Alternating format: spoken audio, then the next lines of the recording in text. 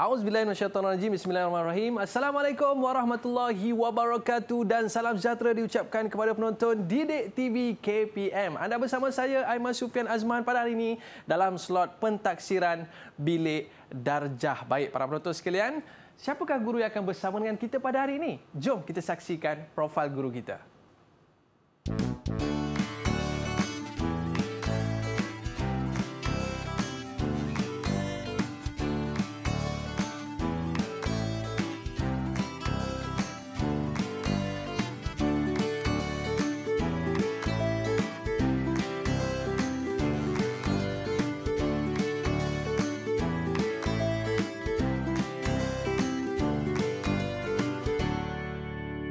Baiklah, kita bawakan kepada anda seorang guru sains daripada SK Bandar T6 Keluang, Johor, iaitu tak lain tak bukan iaitu Cikgu Muhammad Adha Mat Dayam. Apa khabar Cikgu? Khabar baik Aiman. Apa khabar Aiman pula? Saya baik Cikgu. Terima kasih Cikgu kerana bersama dengan kita pada hari ini. Dan biasa murid-murid kalau di rumah tu nampak je Cikgu Adha mesti banyak eksperimen yang akan dilaksanakan.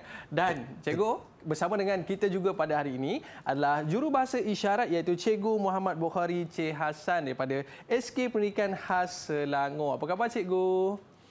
Baik, terima kasih Cikgu kerana bersama dengan kita pada hari ini. Baik Cikgu, hari ini kita nak bincangkan satu topik yang menarik iaitu PBD dalam sains. Pastinya kalau murid-murid dengar mata pelajaran sains ni mesti seronok. Sebab apa? Pergi ke makmal.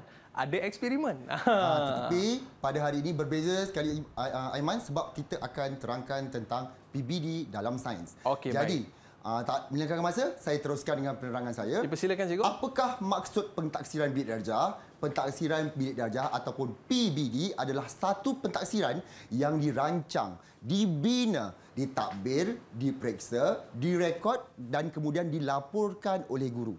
Konsep pentaksiran bilik darjah pula ialah proses yang berterusan dalam sesi pengajaran dan pembelajaran bagi mendapatkan maklumat tentang perkembangan, kemajuan, kebolehan dan penguasaan murid terhadap matlamat kurikulum yang dihasratkan.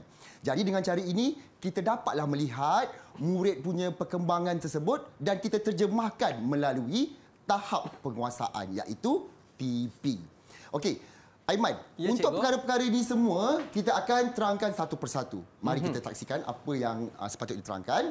Yang pertama ialah matlamat KSSR Sains.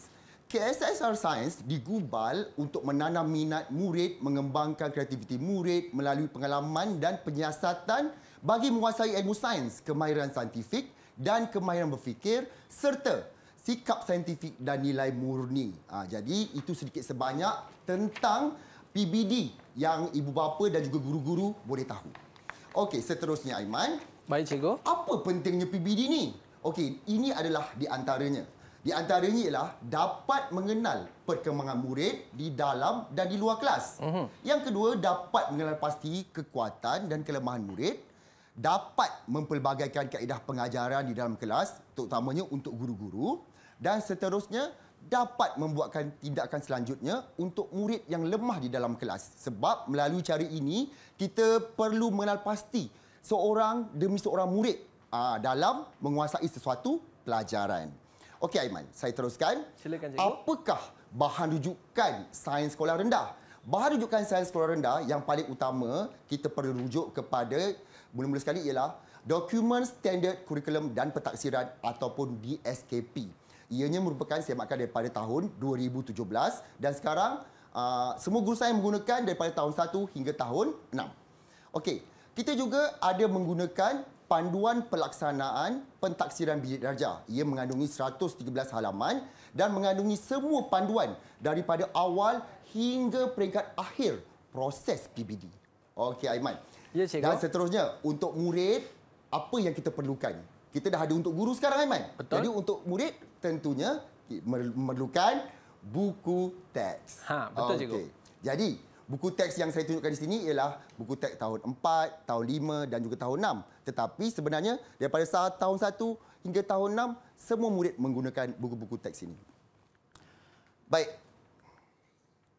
Bagaimana penentuan PBD di dalam kelas? Ia mempunyai beberapa proses. Kita mulakan dengan mengenal pasti standard kandungan di dalam DSKP tadi dan kita tentukan standard pembelajaran dan apakah hasil pembelajaran bagi sesuatu topik. Kemudian guru-guru akan merancang aktiviti untuk murid-murid dan kita juga guru-guru perlu mengenal pasti kaedah pentaksiran dan akhir sekali kita akan tentukan tahap penguasaan ataupun standard prestasi murid. Okey, jadi daripada penerangan saya tu saya harap ibu bapa dan juga guru faham setakat ini apa yang telah diterangkan. Seterusnya, kita ada 3 pelaksanaan PBD dalam sains sekolah rendah. Okey, yang pertama ialah melalui kaedah pemerhatian. Kalau dalam kelas ni Aiman, murid-murid kita banyak melakukan aktiviti. Contoh dalam sains, murid-murid akan menggunakan kaedah tertentu. Contohnya nak tuang air di dalam silinder penyukat. Ada tekniknya, ada kaedahnya. Jadi, guru boleh menggunakan kaedah pemerhatian untuk menentukan apa tahap pencapaian murid, tahap penguasaan murid. Seterusnya juga, guru boleh menggunakan kaedah lisan di mana murid menyampaikan perbincangan di antara rakan-rakan. Guru boleh berada di tepi untuk melihat apakah topik perbincangan mereka, apakah kandungan yang didapati. Sekiranya terdapat pemahaman di situ, kita boleh rekodkan sebagai salah satu kaedah PBD juga. Dan yang terakhir sekali, di dalam kaedah PBD ialah kita gunakan secara bertulis. Okey, murid-murid membuat latihan, murid-murid membuat laporan, ataupun murid-murid membuat pembentangan dan tulis di atas sebuah cardboard ke di atas manilakat dan tampal di hadapan, dan murid-murid akan menerangkan proses yang terjadi tentang eksperimen tersebut. Jadi kita boleh, guru-guru boleh menilai melalui penulisan yang dilakukan oleh murid. Maknanya ada 3 kaedah PBD yang dilaksanakan pembelajaran dalam sains ni cikgu, ya. Iaitu yang pertama tadi cikgu sebutkan pemerhatian, lisan dan juga bertulis. Dan banyak lagi yang akan cikgu Atha kongsikan selepas ini. Para penonton, murid-murid, jangan ke mana-mana, kembali selepas ini di Didik TV KPM.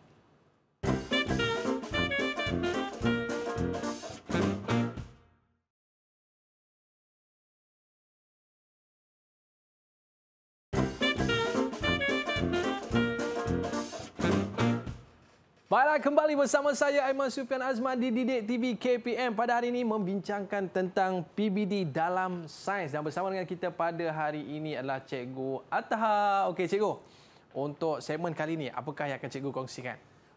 Jadi pada segmen kali ini kita akan tunjuk bagaimana kita ingin melakukan pentaksiran di dalam kelas. Okey, seperti biasa, apa yang guru-guru perlu lakukan, kita perlu mengenal pasti standard kandungan, standard pembelajaran dan standard prestasi seperti yang dipaparkan. Okey, bagi kali ini, kita memilih untuk menggunakan standard kandungan 12.1 iaitu kestabilan dan kekuatan objek dan binaan. Okey Aiman. Baik cikgu. Jadi, apakah standard prestasi yang pertama iaitu 12.1.1 memerihalkan maksud kestabilan dan kekuatan dengan menjalankan aktiviti.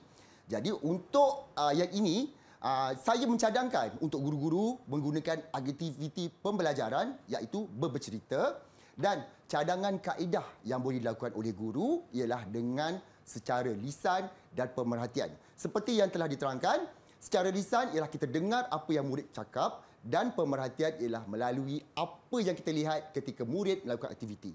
Untuk tidak melengahkan masa, mari kita lihat contoh aktiviti ini.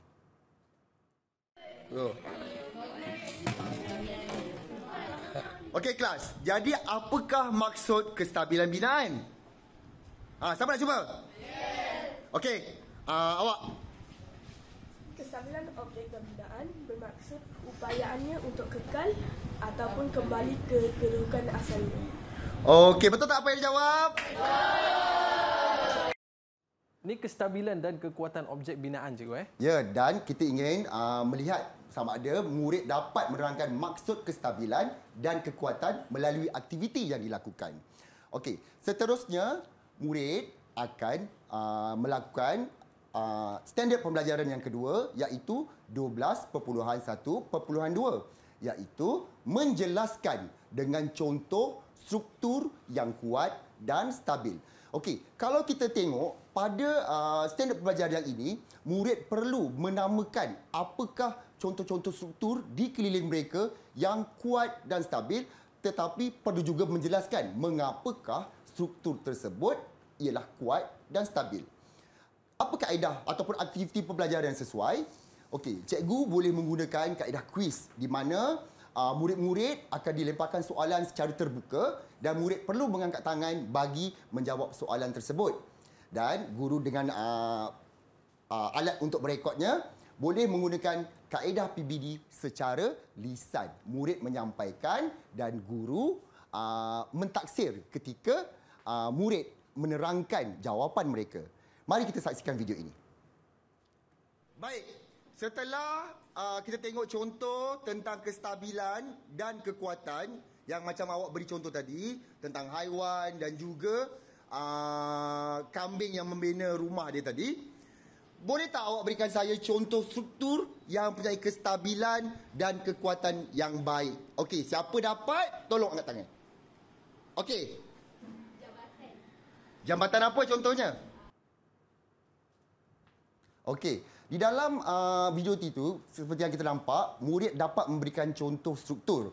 Okey, apabila contoh struktur diberikan, murid juga perlu menjelaskan mengapakah struktur tersebut stabil dan kuat. Jadi mungkin murid akan menerangkan bahan binaan yang dibuat membuat jambatan tersebut menggunakan besi, menggunakan batu bata, dan mengapa ia stabil, mungkin murid akan menerangkan bahawa jambatan tersebut rendah. Daripada penerangan murid tersebut, kita dapat memberikan murid pentaksiran yang bersesuaian dengan murid. Okey, seterusnya Aiman, ya cikgu. Kita akan teruskan dengan standard pembelajaran yang seterusnya, iaitu 12.1.3, iaitu mengeksperimen untuk menentukan faktor yang mempengaruhi kestabilan objek. Yang kedua ialah 12.1.4, mengeksperimen untuk menentukan faktor yang mempengaruhi kekuatan objek. Berdasarkan standard pembelajaran ini, kita boleh nampak sebenarnya murid-murid perlu melakukan eksperimen. Jadi, murid-murid akan melakukan eksperimen di dalam kelas. Itulah aktiviti pembelajarannya. Cadangan kaedah PBD yang bersesuaian pula ialah melalui semua kaedah, iaitu pemerhatian, lisan dan bertulis. Semasa murid melakukan eksperimen, guru boleh lihat. Kemudian, murid-murid menerangkan ketika eksperimen dijalankan, kita boleh mentaksir secara lisan dan bertulis, iaitu membuat laporan. Kita juga boleh melakukan pentaksiran. Mari kita lihat video ini, Aiman. Jom kita saksikan.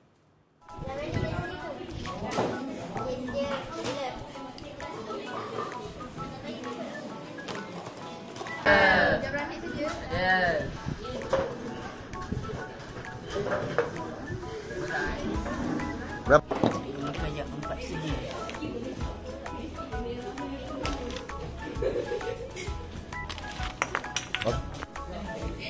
Okey, mula-mula kita gunakan pinggan kertas. Kita nak tengok berapa muka dia boleh tahan.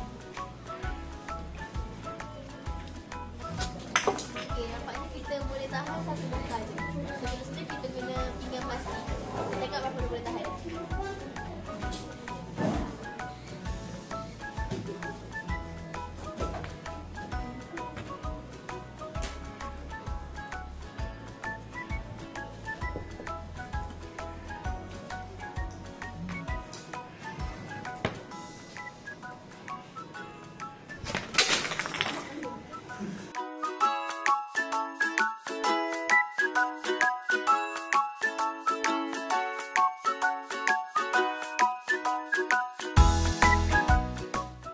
Wow, pasti seronok aktiviti yang dilaksanakan di sekolah memberikan minat dan pembelajaran kepada murid-murid yang belajar ketika melakukan eksperimen. Baik, banyak lagi yang akan Cikgu Atha kongsikan kepada kita semua. Tapi sebelum itu kita berehat seketika para penonton. Jangan ke mana-mana. Kembali selepas ini di DTV KPM.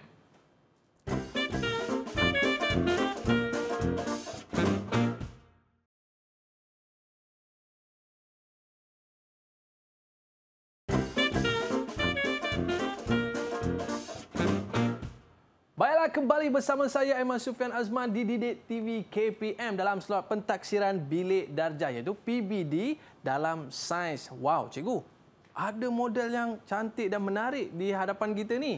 Dan juga ada murid bersama dengan kita pada hari ini. Apa aktiviti menarik yang akan kita laksanakan, cikgu? Ya, sebelum saya terangkan, kat sini ada 2 model dan juga ada 2 orang murid yang bernama Anis di sebelah sana dan juga kita ada Damia. Mereka akan menerangkan tentang model ini. Baik, Tapi cikgu. sebelum tu, mari kita lihat apakah SP yang seterusnya ataupun standard pelajaran seterusnya. Kita ada 12.1.5 iaitu menjana idea kepentingan binaan yang kuat dan stabil dalam kehidupan lestari. 12.1.6 mencipta model binaan yang kuat dan stabil dengan menggunakan bahan kitar semula yang sesuai. Dan 12.1.7 menjelaskan pemerhatian tentang kestabilan dan kekuatan melalui lakaran TMK penulisan atau lisan secara kreatif. Jadi, apakah aktiviti pembelajaran yang dicadangkan untuk standard pembelajaran ini? Okey, sudah tentu kita menggunakan projek seperti mana yang Aiman nampak di hadapan ini. Ya, cikgu. Okey, cadangan kaedah PBD yang kita boleh laksanakan ialah kita menggunakan secara pemerhatian, iaitu kita boleh lihat semasa murid membuat projek ini. Secara lisan apabila murid memberi penerangan tentang projek yang dilaksanakan dan juga secara bertulis. Okey. Jadi minta Aiman dan minta siapa? Damia dan juga Anis untuk bergerak mengikut model masing-masing. Silakan. Okey. Ini dihasilkan oleh murid sendiri, cikgu? Ya. Wow. Jadi ini projek dihasilkan oleh mereka. Kita nak dengar apakah penjelasan mereka tentang projek yang dilaksanakan. Siapa yang nak mula dahulu? Okey, dua-duanya nampak bersemangat. Jadi kita minta Damia dahulu untuk terangkan projeknya. Assalamualaikum dan salam sejahtera. Kawan-kawan tahu tak di Malaysia banyak bangunan yang menarik, stabil dan kuat. Sebagai contoh, KLCC, Masjid di Putrajaya dan Menara Kuala Lumpur. Saya memilih KLCC untuk menjadi model saya. Model ini stabil kerana tapak ia lebar. Dan ia kuat kerana gulungan kertas yang tebal. Saya juga menggunakan cat dan spray untuk ia lebih tahan lama. Dan model ini juga menggunakan kos yang rendah kerana saya menggunakan bahan yang terbuang. Contohnya cardboard. Sekian, terima kasih. Ada apa-apa soalan? Mestilah ada soalan. Tetapi kita tak nak, kita simpan dahulu. Kita dengar dahulu apakah penerangan daripada Anis pula. Baik. Assalamualaikum dan salam sejahtera. Hari ini saya akan membentangkan model saya, Jabatan Pulau Pinang. Kawan-kawan tahu tak, ada banyak jabatan yang kuat dan stabil di Malaysia ini. Contohnya, Jabatan Putrajaya, Jabatan Kuala Terengganu, Jabatan link kedua ke Singapura pun ada. Tetapi, saya memilih untuk membina Jabatan Pulau Pinang. Baik. Jabatan ini rendah kerana untuk dia stabil dan ia juga ada 4 tiang yang diperbuat daripada straw yang banyak untuk kekuatan.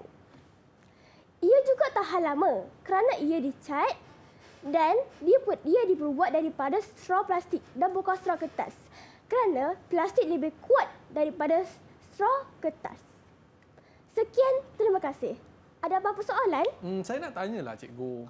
Okey, Abang Aiman. Nak tanya apa, Abang Aiman? Sebab tadi mereka ada sebut tentang kestabilan dan kekuatan. Apa maksudnya sebenar?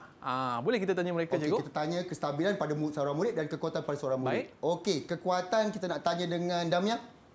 Maksud kekuatan ialah tidak mudah tumbang. Kekuatan tidak mudah tumbang. Betul? Saya bagi masa untuk Damia fikir. Tidak mudah rubuh. Tidak mudah roboh. Itu ialah kekuatan. Okey. Anis, apakah maksud kestabilan? Maksud kestabilan ialah tidak mudah tumbang. Itu tepat. Bagus murid kita. Jawapan yang tepat. Ya, betul. Tapi cikgu, saya tengok mereka punya binaan ni memang dah cantik lah, cikgu. Okey. Mungkin kita nak tanya mereka, apa lagi penambahbaikan daripada model yang mereka bina ni, cikgu? Boleh? Okey, jadi siapa nak terangkan apa penambahbaikan yang awak ingin lakukan? Okey, Damia. Saya akan lebarkan lagi tapak dan saya akan tebalkan lagi gulungan kertas. Untuk kestabilannya ya, Damia? Ya. Okey, bagaimana pula dengan Anis? Apa penambahbaikan yang ingin dilakukan? Saya rasa mana saya akan tukarkan straw plastik ini kepada straw besi untuk menjadikan jabatan ini jadi tahan lama. Dan saya akan tambah bilangan straw di bawah jabatan untuk jadikan jabatan ini lebih kukuh. Okey. Saya nak tanya juga soalan, apakah faktor kestabilan dan kekuatan? Apakah faktor kestabilan, Anis? Ketinggian dan luas tapak. Okey, tepat. Okey, Damia, untuk faktor kekuatan? Faktor kekuatan ialah jenis bahan dan bentuk binaan. Okey, tepat. Okey, terima kasih Anis dan Mia. Boleh ke tepi dahulu. Anis, sila ke sana. Baik. Jadi, daripada apa yang telah dilakukan oleh murid, sebenarnya kita dah dapat mentaksir apa yang murid dapat capai untuk pelajaran SK tersebut. Okey, Aiman. Saya teruskan lagi. Secara umumnya terdapat 6.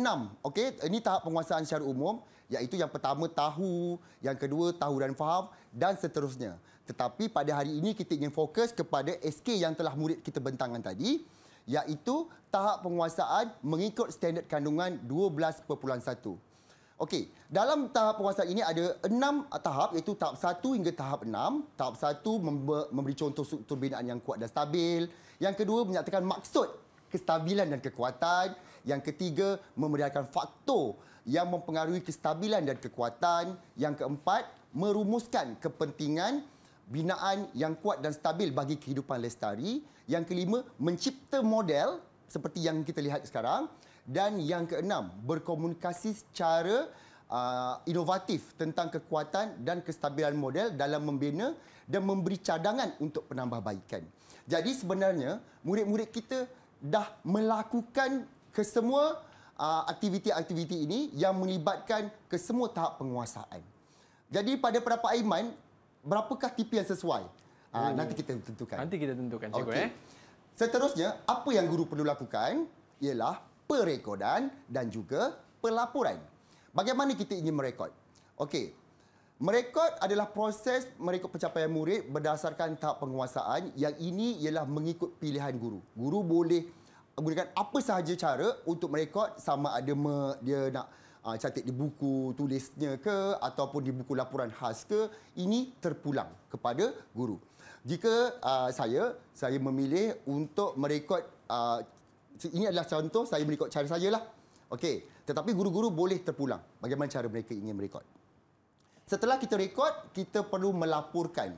Melapor pula, kita akan ikut tema-tema yang sesuai. Ialah proses bagi menyampaikan maklumat pembelajaran dan pencapaian murid dari semasa ke semasa mengenai kemajuan dan perkembangan mereka dari segi pengetahuan, kemahiran seperti yang dicatatkan dalam kurikulum kita, Aiman. Okey. Tapi satu perkara yang guru-guru perlu tahu dan ibu bapa perlu tahu, sebenarnya pentaksiran ini bukanlah sekali sahaja, tetapi ia secara berterusan. Perlu dilakukan secara berterusan di sepanjang proses pembelajaran semasa kita menjalankan sesuatu SK, dan kita perlu mengubah suai kaedah pengajaran kita mengikut keperluan semasa. Okey, jadi berdasarkan apa yang murid kita bentangkan tadi dan setelah saya terangkan tadi, sebenarnya ini adalah sekadar satu contoh ya, guru-guru semua. Murid ini layak untuk mendapat TP6 memandangkan mereka dapat memberikan pengetahuan berdasarkan TP yang telah ditetapkan di dalam SK yang kita berikan tadi, iaitu standard prestasi mereka.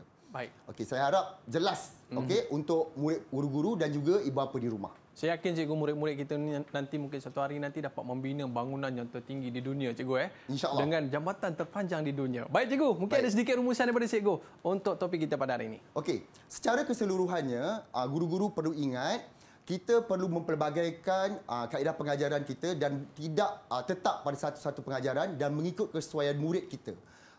Dan pentaksiran bukan hanya dilakukan sekali sahaja, dan mungkin pentaksiran perlu dilakukan secara berterusan setelah kita lakukan apa-apa intervensi sekiranya terdapat kelemahan di mana-mana sepanjang proses pentaksiran tersebut dilakukan. Okey. Baik, Cikgu. Terima kasih kita ucapkan kepada Cikgu Ataha atas penjelasan diberikan. Makin bersemangat kita nak belajar di sekolah, kan? Baik, dan juga terima kasih kepada murid-murid yang bersama dengan kita pada hari ini. Petah mereka berbicara. Kita nak ucapkan juga terima kasih kepada Cikgu Bukhari kerana bersama kita pada hari ini. Dan juga murid-murid, terima kasih kerana kesetiaan anda semua. Rezeki kita jumpa lagi. Bye-bye. Assalamualaikum warahmatullahi wabarakatuh. Jumpa lagi.